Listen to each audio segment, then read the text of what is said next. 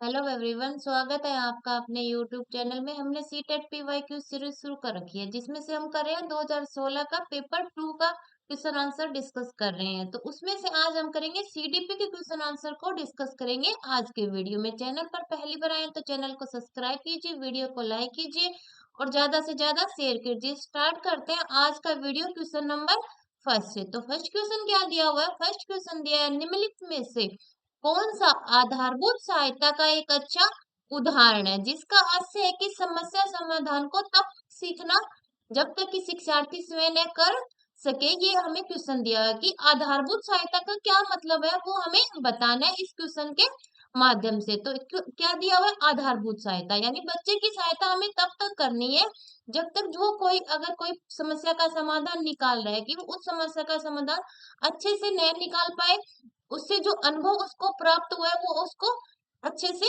समझ में आ जाएगी। इससे संबंधित कोई और भी समस्या है तो भी वो उस प्रॉब्लम का सॉल्यूशन खुद से निकाल पाए। और उसको बार बार हमें उस चीज का प्रयास करवाना है जब तक कि वो उस समस्या का समाधान अच्छे से न कर पाए। यही है हमारी आधारभूत सहायता का मतलब। तो देखिए ऑप्शन कौन सा सही रहेगा इस क्वेश्चन के हिसाब से। पहला दिया समस्या का समाधान जल्दी देने के लिए पुरस्कार देना चाहिए। यानी बच्चा समस्या का समाधान जल्दी देता है तो उसको पुरस्कार दे देना चाहिए। ऐसे करने से क्या बच्चा उस चीज को अच्छे से कर पाएगा। ठीक है, वो समस्या का समाधान निकाल देगा पर उससे जो उसको अनुभव प्राप्त होता है वो उसको ज्यादा टाइम तक याद नहीं रहेगा कि कैसे इस प्रॉब्लम को सोल्व करना है। पुरस्कार के लिए वो बच्चा उस समस्या को सोल्व करेगा, नहीं कि उसका कैसे किया जाता है उसको अच्छे से कर पाएगा। तो ये वाली बात तो ठीक नहीं है। दूसरा है उसे यह बताना कि बार बार प्रयास द्वारा कर सकती है। यानी उस बच्चे को यह बताना कि अगर हम लगातार बार बार उस चीज की प्रैक्टिस करेंगे तो वो चीज हमें अच्छे से समझ में आ जाएगी। ये बात आधारभूत सहायता के लिए ठीक है। तो फर्स्ट नंबर का हो जाएगा, 2 नंबर ऑप्शन हमारा ठीक हो जाएगा। नेक्स्ट क्वेश्चन क्या दिया हुआ है? आपकी कक्षा में सीखने की विविध शैलियों वाले बच्चे हैं, उनका आकलन करने के लिए आप उन्हें क्या देंगे, वो हमसे पूछा गया है। यानी हमारी कक्षा में कैसे बच्चे हैं?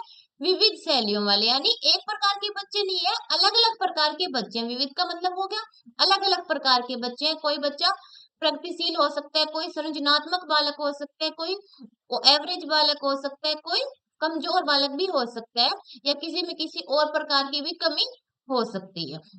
यानी अलग अलग प्रकार के बच्चे हैं हमारी कक्षा में। तो उनका जो आकलन करेंगे हम किस तरीके से अच्छे से कर पाएंगे ताकि उनकी जो कमी है उसको हम अच्छे से पहचान पाए और उसका फिर सॉल्यूशन निकाल पाए, वो हमें देखना है। तो क्या करेंगे ऐसे? अगर हमारी क्लास में अलग अलग शैलियों के बच्चे हैं, उनको क्या एक ही प्रकार का काम देके उनका आकलन कर सकते हैं? नहीं कर सकते, क्योंकि विविध प्रकार के बच्चे हैं तो उनको उन्हीं के हिसाब से उनकी क्षमता के अनुसार अगर हम कोई कार्य देंगे तो वो बच्चा उस चीज को कर पाएगा और हमें पता चलेगा कि हाँ, ये बच्चा इस चीज में कम है, इस चीज में इसकी ठीक है प्रोग्रेस, और इस चीज को सुधारने की जरूरत है। तो विविध शैलियों के बच्चों को हम विविध प्रकार के काम ही देंगे तभी हम उनका आकलन अच्छे से कर पाएंगे। तो देखिए ऐसा ऑप्शन कहीं दिया है क्या? पहला दिया है समान अनुदेश देंगे तथा उसके बाद बच्चों द्वारा परीक्षण में प्राप्त अंकों के अनुसार उनको नामित कर देंगे। तो समान अनुदेश से तो नहीं कर पाएंगे उन बच्चों का आकलन हम, तो ये तो ऑप्शन ठीक नहीं है। दूसरा दिया कार्य और परीक्षणों का एक समान सेट देंगे, यानी एक प्रकार का उनको कोई कार्य दे देंगे या परीक्षण दे देंगे, उसके आधार पर आकलन करेंगे। तीसरा दिया विविध प्रकार के कार्य और परीक्षण देंगे। तो हम विविध शैलियों के बच्चे हैं तो उनको उन्हीं की क्षमता के अनुसार अगर हम कार्य देंगे तो वो बच्चा उस चीज को अच्छे से कर पाएगा। तो 2 नंबर क्वेश्चन का आ जाएगा हमारा 3 नंबर ऑप्शन राइट हो जाएगा। नेक्स्ट क्वेश्चन क्या दिया है? आजकल बच्चों की गलत धारणाओं को वैकल्पिक धारणाएं कहने की एक प्रवृत्ति है, इसे कहा जा सकता है। यानी बच्चों की जो धारणाएं हैं, ठीक है, वो क्या होती है? प्रौढ़ों से अलग होती है। यानी बच्चा अपने आप को ध्यान में रख के उस चीज को सोचता है और प्रौढ़ अपने अनुभव के आधार पर उस धारणा को समझते हैं या स्पष्ट करते हैं। ठीक है, तो उनकी सोच में डिफरेंस होता है। गलत नहीं कह सकते हम बच्चों की अवधारणा है। अगर हम ऐसा कहेंगे कि आपने तो गलत सोचा है, ऐसा नहीं होना चाहिए, यानी उनको डांटेंगे या उनको बोलेंगे कि आप ऐसा मत सोचिए, तो एक क्या होगा, बच्चा उस चीज को एक तो सोचना ही बंद कर देगा कि नहीं मैं तो सोचूंगा वो गलत ही होगा, मेरी अवधारणा को तो कोई मानेगा ही नहीं। तो ऐसा कहना बच्चे के विकास के लिए ठीक नहीं है। तो उनकी जो गलत अवधारणा यानी उनका जो नजरिया है उस अवधारणा को लेके उसको क्या कहा जाता है, वैकल्पिक कहा जाता है, यानी अलग कह सकते हैं। परोढ़ों से उस अवधारणा को अलग कह सकते हैं, गलत नहीं कह सकते। ये बात इसमें सही है क्वेश्चन में। तो पहला ऑप्शन क्या दिया, बच्चों की समझ में सूक्ष्म भेद करना और उनका अपने सीखने के प्रति निष्क्रिय रहना। यानी अगर बच्चा उस सीखने के प्रति निष्क्रिय रहेगा तो क्या वो अपना विकास अच्छे से कर पाएगा? नहीं। हमें बच्चे को सक्रिय रह के उसका विकास करवाना है, ताकि बच्चा उस चीज में खुद इन्वॉल्व होगा, तभी वो चीज अच्छे से कर पाएगा। तो पहला ऑप्शन तो निष्क्रिय की वजह से ही कट हो गया। दूसरा दिया है पहचानना कि बच्चे सोच सकते हैं। हाँ, बच्चा सोच रहा है तभी तो उसने कोई अवधारणा बनाई है, चाहे वो गलत ही क्यों ना हो। तो सोच तो रहा है बच्चा, और उनकी सोच प्रणों से भिन्न होती है। ये बात भी सही है कि उनकी जो सोच है वो प्रणों से अलग है। तभी हम बोल रहे हैं कि ये गलत है, क्योंकि उन्होंने तो अपने अनुभव के आधार पर सोचा है कि ये चीज गलत है और ये चीज सही है। पर बच्चे के पास इतना अनुभव नहीं होता। वो जो उस टाइम वो देख रहा है, उसने जो महसूस किया उसी के आधार पर अपनी अवधारणा बनाता है। तो उनकी सोच अलग है, परोड़ों से भिन्न है। तो ये बात इसमें सही हो जाएगी, इसीलिए उनको क्या कहते हैं, वैकल्पिक अवधारणाएं कहा जाता है।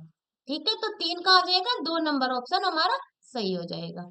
नेक्स्ट क्वेश्चन क्या दिया, निम्नलिखित में से कौन सा एक माध्यमिक विद्यालय की कक्षा कक्ष में शिक्षक की भूमिका सर्वोत्तम उचित वर्णन करता है? यानी कौन सी कक्षा में, माध्यमिक विद्यालय की कक्षा कक्ष में। तो माध्यमिक विद्यालय उस स्तर की कक्षा हो गई, ठीक है। उसमें शिक्षक और स्टूडेंट के मध्य जितने ज्यादा चर्चा होगी या संवाद होगा, एक दूसरे से जितने ज्यादा वो वार्तालाप करेंगे, तो वो चीज अच्छे से बच्चे को, एक तो बच्चे की प्रॉब्लम पता चलेगी टीचर को। ठीक है, अगर उसको कहीं पे कोई दिक्कत है तो टीचर को वो बता पाएगा बच्चा, क्योंकि उनके बीच में जो वार्तालाप हो रही है वो अच्छी है। यानी बच्चा टीचर से नहीं डर रहा है, वो अपनी जो समस्या है उसको टीचर को बता पाएगा, अगर वो दोनों के बीच में संवाद की जो प्रक्रिया है वो अच्छी है। तो माध्यमिक विद्यालय में टीचर और स्टूडेंट की मतलब जितनी ज्यादा वार्तालाप होगी, संवाद होगा या चर्चाएं होगी, उतना ही ज्यादा बेहतर होगा बच्चे के विकास के लिए।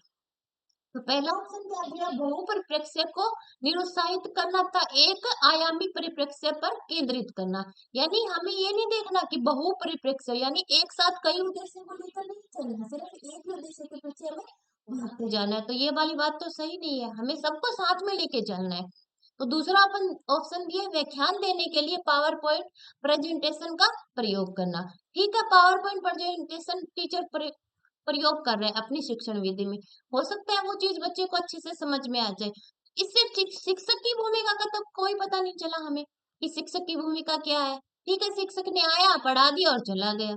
ठीक है, तो ये वाला ऑप्शन ठीक नहीं है। दूसरा क्या, 3 नंबर पे क्या दिया, चर्चाओं के अवसर उपलब्ध करना, यानी जितने ज्यादा हो सकते उतने टीचर और स्टूडेंट के बीच में वार्तालाप होगी, चर्चाएं होगी, संवाद होगा, उतना ही ज्यादा अच्छा होगा। तो 4 नंबर क्वेश्चन का हमारा 3 नंबर ऑप्शन राइट हो जाएगा। नेक्स्ट क्वेश्चन क्या दिया है, अभिप्रेरणा और अधिगम बारे में निम्नलिखित में से कौन सा एक कथन सही है? तो पहले दिए अभिप्रेरणा। अभिप्रेरणा क्या होती है, हमारी किसी काम को करने की हमारी जो जिज्ञासा होती है, जो रुचि होती है, जो लगन होती है, उसको हम क्या कहते हैं, अभिप्रेरणा कहते हैं। और अभिप्रेरणा हमारी आंतरिक होती है, और बाह्य अभिप्रेरणा हम किसे कहते हैं, जो हम बाहर से हमें दी जाती है, जैसे पुरस्कार दिया जाता है अच्छे काम करने पे, या हमें मम्मी पापा बोलते हैं कि आप ये करोगे तो आपको ये ला के देंगे, ये करेंगे, मतलब वो होगी एक बाहरी अभिप्रेरणा। पर जो हमारी आंतरिक अभिप्रेरणा आती है, अगर वो हमारी अच्छी है, यानी हम किसी काम को अगर अपने इच्छा के अनुसार कर रहे हैं, तो वो अगर हमारी अभिप्रेरणा अच्छी है तो वो सीखने का जो हमारा क्षमता है वो और ज्यादा बेहतर हो जाती है, यानी हम उस सीखने की जिज्ञासा बढ़ जाती है। हमारी अभिप्रेरणा अगर हमारी अच्छी होगी, और वो भी कौन सी, आंतरिक अभिप्रेरणा, यानी जो हमारे अंदर से किसी काम को करने की लगन बढ़ जाएगी, तो उस काम को हम बेहतर तरीके से कर पाते हैं। तो पहला ऑप्शन क्या दिया, अधिगम में प्रेरणा की कोई भूमिका नहीं होती। अधिगम में प्रेरणा की भूमिका महत्वपूर्ण होती है, नहीं कि नहीं होती, तो ये ऑप्शन तो गलत है। 2 नंबर के, अधिगम केवल तभी प्रभावी होता है जब शिक्षार्थी बाहरी पुरस्कारों का उपयोग करने से प्रेरित हो, यानी बाहरी पुरस्कार दिए जा रहे हैं उससे अगर स्टूडेंट है वो प्रेरित हो रहा है तो वो ही ज्यादा बेहतर है। नहीं, आंतरिक अभिप्रेरणा जितनी ज्यादा होगी बच्चा उतना ही ज्यादा अच्छे से कर पाएगा। 3 नंबर क्या है, अधिगम केवल तभी प्रभावी होता है जब शिक्षार्थियों में भीतरी प्रेरणा हो, सीखने की अंतर्निहित इच्छा हो। तो ये वाला ऑप्शन इसमें अभिप्रेरणा और अधिगम से संबंधित हो जाएगा। तो 5 का हो जाएगा हमारा 3 नंबर ऑप्शन राइट हो जाएगा। नेक्स्ट क्वेश्चन क्या दिया है? सीखने के बारे में निम्नलिखित कथनों में से कौन सा एक सत्य है? सीखना, अधिगम यानी लर्निंग, जितना ज्यादा हम अच्छे से कर पाते हैं सक्रिय रूप से होकर अगर हम सीख पाएंगे तो वो सीखना बेहतर है हमारा। यानी अगर हम किसी चीज को कर रहे हैं, अगर उसमें हम क्रियाशील है, यानी सक्रिय रूप से उस चीज में भागीदारी ले रहे हैं, हिस्सा ले रहे हैं, तो वो अधिगम हमारा हमेशा के लिए हमारे दिमाग में रहेगा, यानी हम उस चीज को भूलेंगे नहीं। तो वो सीखना बेहतर है हमारा। तो सीखने के बारे में हमें बताना है कौन सा कथन सही है। पहला ऑप्शन दिया सीखना एक निष्क्रिय ग्रहणशील प्रक्रिया, निष्क्रिय नहीं है, एक सक्रिय ग्रहणशील प्रक्रिया हमारी। दूसरा है सीखना शिक्षार्थी के पूर्व ज्ञान पर आधारित नहीं है। सीखना शिक्षार्थी के पूर्व ज्ञान पर आधारित है, यानी जितना ज्ञान बच्चे के पास में है वो भी उसके सीखने में मदद तो करेगा, यानी उसके पूर्व ज्ञान पर आधारित है सीखना। 3 नंबर है सीखना कौशलों के संचय के समान है, यानी कोई कौशल को इकट्ठे करने के समान है सीखना। इकट्ठा करना ठीक है, हम सीख रहे हैं, ठीक है, हमारे चीज में वो हमारे दिमाग में या हमारे पास वो चीज आ रही है, पर इकट्ठे करने का मतलब नहीं है, उसको हमें अपने जीवन में उपयोग भी लाना है, वो हमारा सीखना है। तो 4 नंबर क्या दिया? सीखने को सामाजिक क्रियाएं सुविधा देती है। हाँ, ये ऑप्शन सही है, जितनी ज्यादा सामाजिक क्रियाएं में बच्चा उतना ही जल्दी उस चीज को सीख पाएगा, यानी जितना ज्यादा वो अपने आप को उस चीज में इन्वॉल्व करेगा तो सीखना बेहतर होगा बच्चे का। तो क्या हो जाएगा? 6 नंबर ऑप्शन का 4 नंबर सही हो जाएगा, 6 नंबर क्वेश्चन का 4 नंबर ऑप्शन। नेक्स्ट क्वेश्चन क्या दिया? निम्नलिखित में से कौन सा एक महत्वपूर्ण गतिविधि बच्चों को सीखने के लिए सक्षम बनाती है, वो हमें बताना है कि कौन सी गतिविधि बच्चे को सीखने के लिए सक्षम बनाएगी, बेहतर बनाएगी।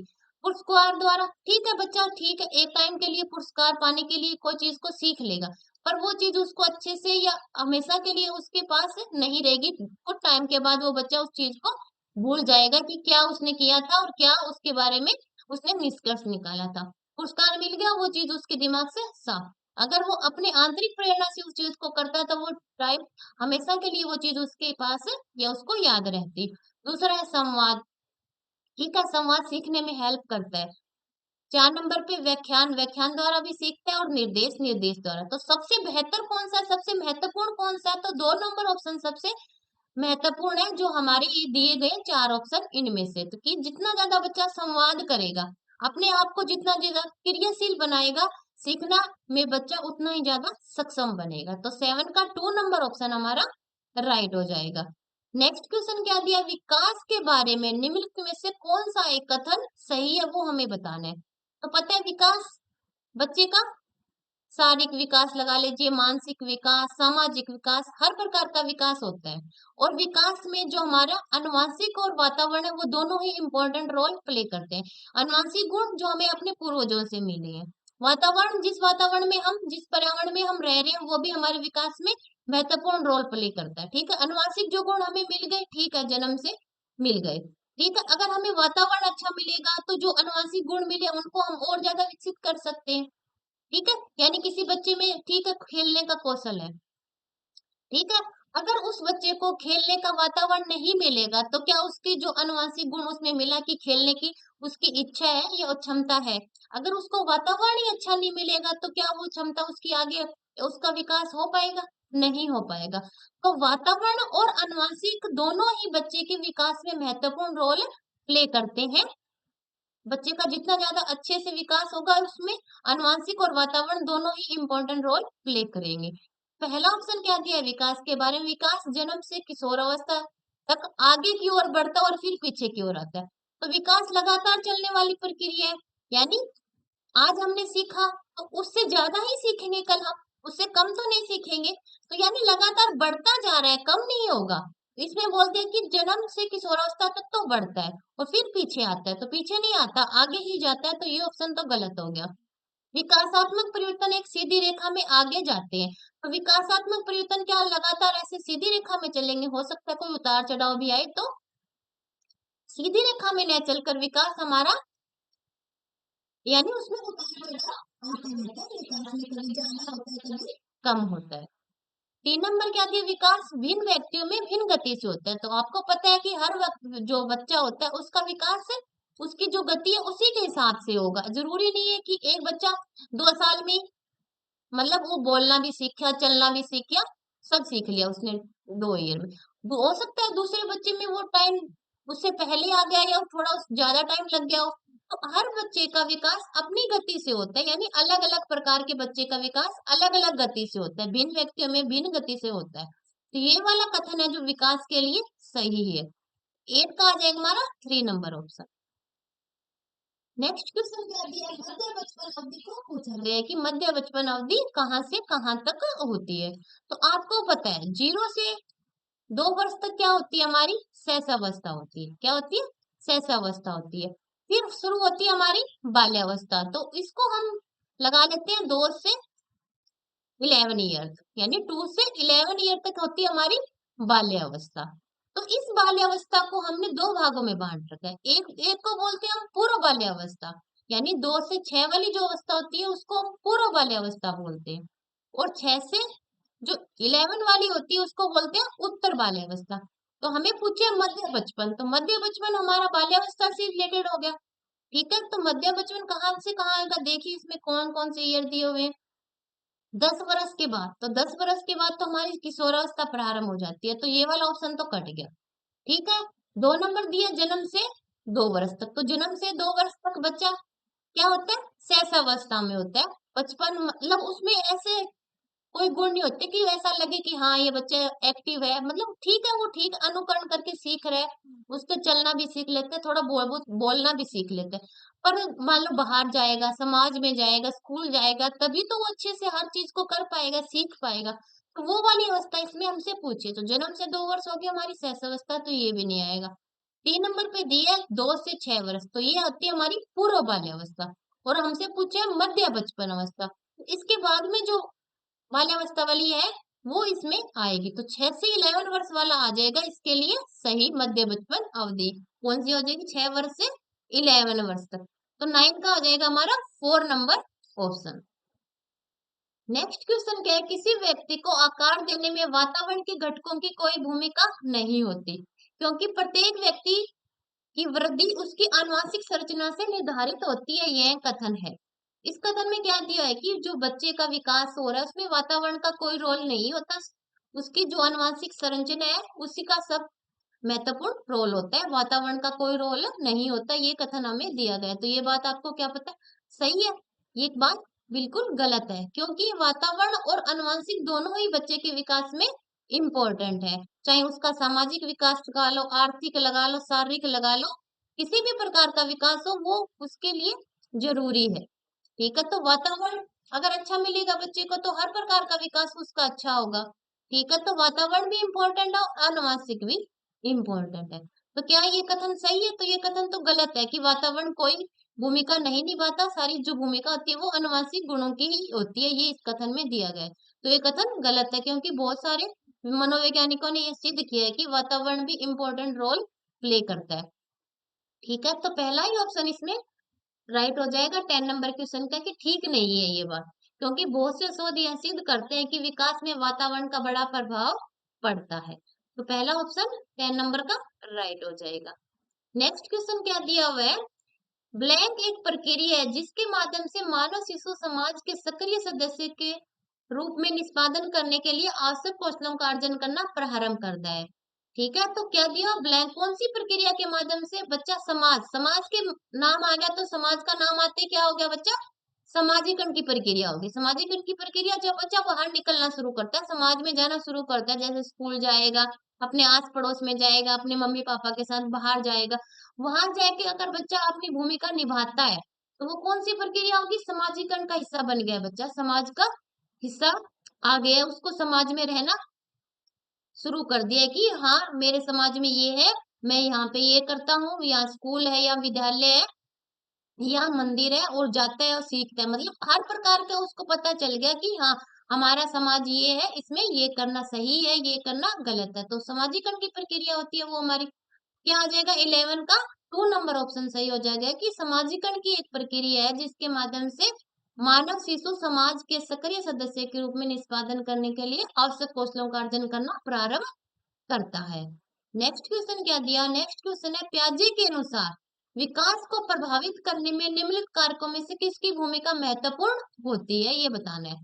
पियाजे का नाम देखते ही आपको क्या लगता है कि पियाजे ने कौन सा सिद्धांत दिया? संज्ञानात्मक विकास का सिद्धांत दिया था। और इस अपने इस सिद्धांत में इसने 4 अवस्थाएं बताई है। पहली अवस्था बताई है संवेदीगामक अवस्था, दूसरी अवस्था बताई है पूर्व संक्रियात्मक अवस्था, तीसरी है मूर्त संक्रियात्मक अवस्था और 4 नंबर पे अमूर्त या औपचारिक संक्रिया अवस्था। ये 4 अवस्थाएं बताई है पियाजे ने अपने सिद्धांत पे। और क्या कहा है कि बच्चा अपना जो भौतिक वातावरण उसको मिल रहा है उसमें अपने आप रहेगा और उसके अकॉर्डिंग वो धीरे-धीरे अपने आप सीख जाएगा। जैसे-जैसे उसको कोई चीज़ मिलेगी, जैसे-जैसे उसकी आयु बढ़ेगी, वो उस भौतिक वातावरण में रह के अपने आप सीखता जाएगा, उसका विकास होता जाएगा। पियाजे ने ये कहा था। ठीक है, तो देखिए क्या पियाजे ने पुनर्वलन के बारे में कहा? नहीं। दूसरा, भाषा के बारे में भी नहीं बताया पियाजे ने अपने सिद्धांत में। 3 नंबर पे क्या कहा है? भौतिक विश्व के साथ अनुभव करता हुआ सीखता है। हाँ, ये पियाजे ने अपने सिद्धांत में कहा है, तो यही ऑप्शन इसमें सही हो जाएगा 12 नंबर का 3 नंबर ऑप्शन। नेक्स्ट क्या कहा है? पूर्व संक्रियात्मक काल में आने वाली संज्ञानात्मक योग्यता है। पूर्व संक्रियात्मक काल देखते ही कौन सा सिद्धांत आ गया? पियाजे का सिद्धांत आ गया, संज्ञानात्मक विकास का सिद्धांत। ठीक है।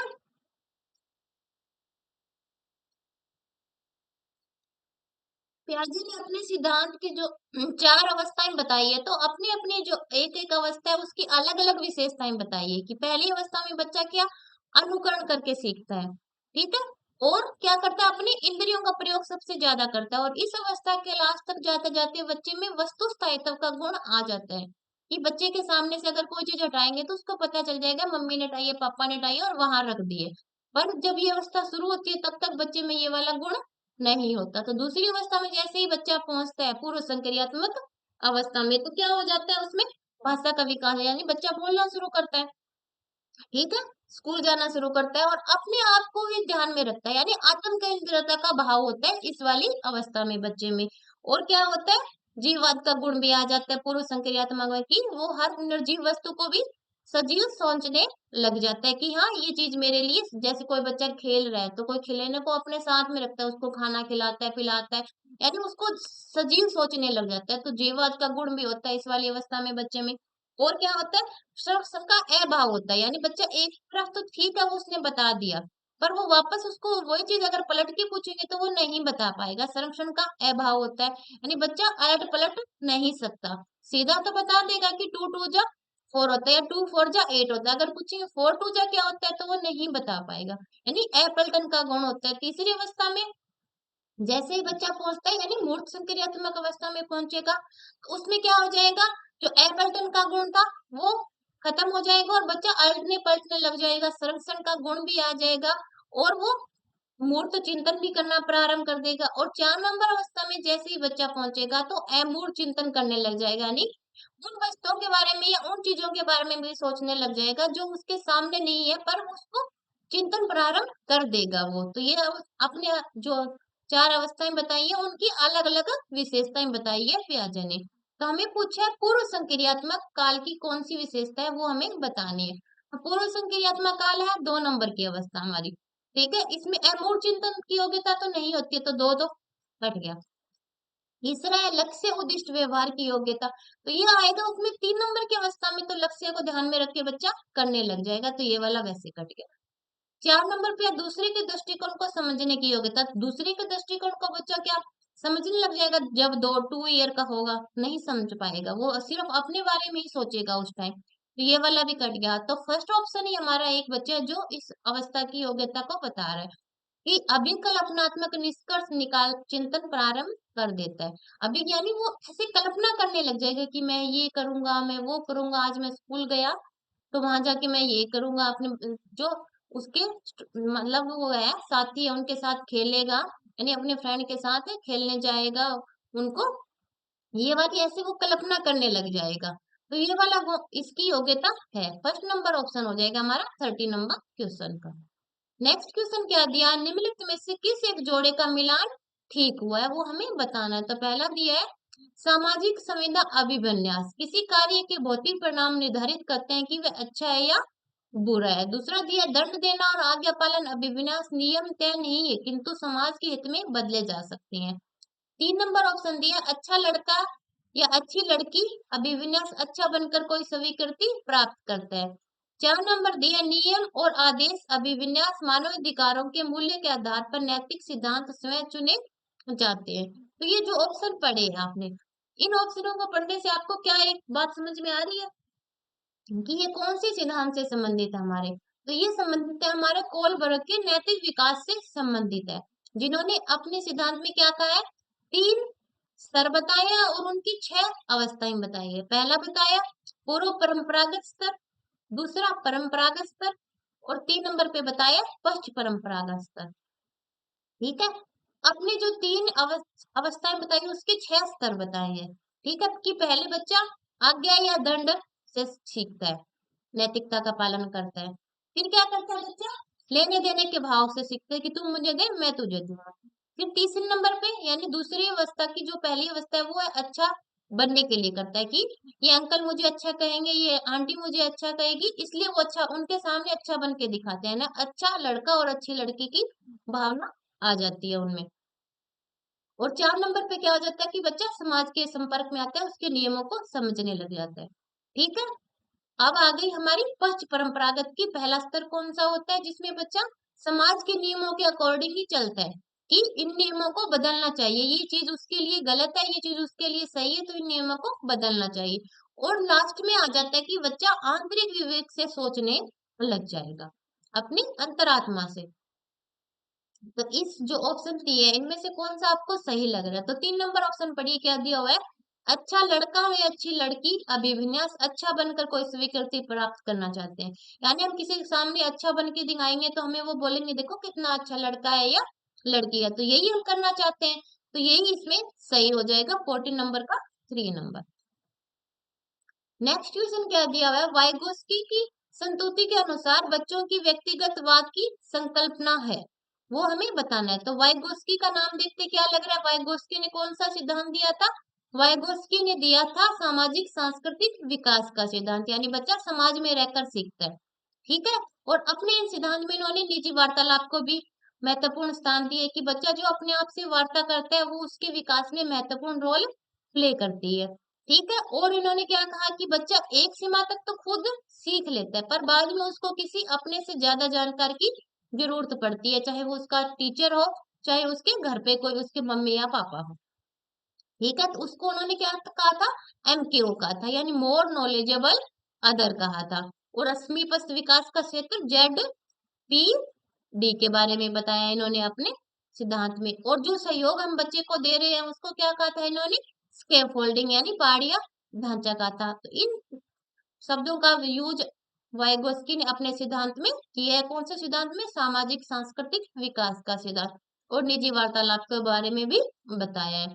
तो हमसे पूछा है कि इनके सिद्धांत की संकल्पना में कौन सा कथन सही है, जो नीचे दिए गए हैं उनमें से। पहला दिया है, प्रदर्शित करते हैं कि बच्चे बुद्धू होते हैं, इसलिए उन्हें प्रौढ़ों के निर्देशन की आवश्यकता होती है। तो क्या बच्चे बुद्धू होते हैं इसलिए हम उनको निर्देश देते हैं? नहीं, हम उनका विकास करने के लिए उनको निर्देश देते हैं। तो ये वाला ऑप्शन तो गलत हो गया। दूसरा, स्पष्ट करते हैं कि बच्चे अहम केंद्रित होते हैं, तो ये बात नहीं, इन्होंने अहम केंद्रितता के बारे में नहीं बताया वाइगोस्की ने, तो ये वाला ऑप्शन भी गलत हो गया। 3 नंबर पे प्रदर्शित करते हैं कि बच्चे अपने आप से ही प्यार करते हैं, तो ऐसा भी इन्होंने कुछ नहीं कहा, तो ये वाला ऑप्शन भी गलत है। नेक्स्ट क्या है, स्पष्ट करते हैं कि बच्चे अपने ही कार्यों के निर्देशन के लिए भाषा का उपयोग करते हैं, यानी जो अपने आप से वो बात करते हैं, जो अपने आप को संकेत देते हैं, वो अपने जो काम कर रहे हैं उसको निर्देशित करने के लिए कर रहे हैं, तो ये वाली बात इन्होंने कही है। निजी वार्तालाप के बारे में इन्होंने बताया कि अपने आप से बच्चा जो बातें करता है किसी काम को करते हुए, वो उसके कार्य को निर्देशित करता है। तो 15 का आज क्या हो जाएगा हमारा, 4 नंबर ऑप्शन राइट हो जाएगा। तो आज हमने किए सीडीपी के 50 क्वेश्चन आंसर को डिस्कस किया है। वीडियो पसंद आए तो वीडियो को लाइक कीजिए, चैनल को सब्सक्राइब कीजिए। मिलते हैं नेक्स्ट वीडियो में। धन्यवाद।